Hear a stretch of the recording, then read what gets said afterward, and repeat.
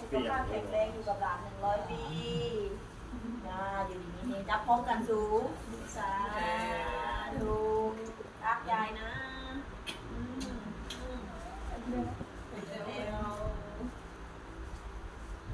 คือน้ำล้างฝนนอก กะเวียนกันโฮสต์ละว่ะ เอาโอ๊ตแล้วแต่สูง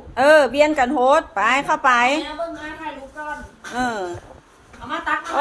โซเป็นใหญ่เป็นสาวแล้ว ตักน้ำให้แม่ใหม่เร็ว เบิ้งสะก้อนหมูเด้ง ตักมาเลยหลายตักมาเลยตักมา แม่แม่หลานสาวแม่ โอ้หมูเด้ง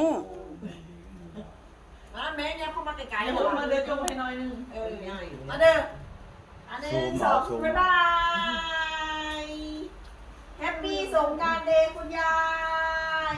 น้องใหม่มาแล้วนางร้องนาบ้างน้องร้องเพลงไทยโตเด้อเด้อเด้อเด้อเด้อเด้อเด้อเด้อน้ำยนต์ใจแบ่งได้น้องใหม่มาแล้วน้องร้องเพลงไทยโตเด้อเด้อเด้อเด้อเด้อเด้ออ้าวชุ่มเย็นนะคะคุณยายดีๆมีแหงเด้อดีๆเด้ออ่ะ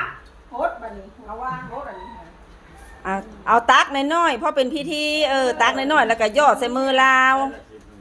ให้มันให้ยืนบ่บ่เป็นก็ดี จะมาฆ่าก็เบื่อ ให้คุณยายอายุมั่นขวัญยืนอยู่ดีมีแห้งหายเจ็บหาย